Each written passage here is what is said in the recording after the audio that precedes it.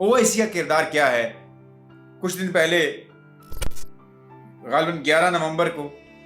OIC کا ایک اجلاس ہوتا ہے اور اس اجلاس میں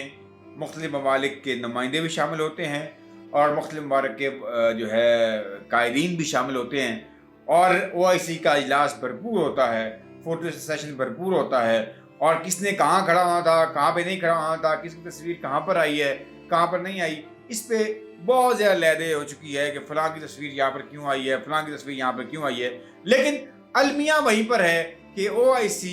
سوائے وہاں پر جمع ہونے کے اور فوٹو سیشن کے کوئی ایسا لاہ عمل نہیں دے سکی جس کی طرف دنیا دیکھ رہی تھی، جس کی طرف مظلوم دیکھ رہے تھے، جس کی طرف امت مسلمہ دیکھ رہی تھی. کوئی ان کی طرف سے ایسا لاہ عمل نہیں آیا، زمانی جمع خرچ کے علاوہ کچھ بھی نہیں ہوا. اور اس کا رزلٹ آپ کے سامنے ہے کہ جنگ جو ہے وہ رکنے کا نام نہیں لے رہی،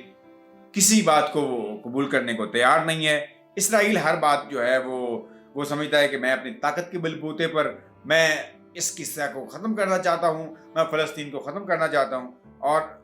وہ اپنے اس مشن پر قائم اور دائم ہے. اور یہ بہت بڑی دکھ کی بات ہے، تکلیف کی بات ہے.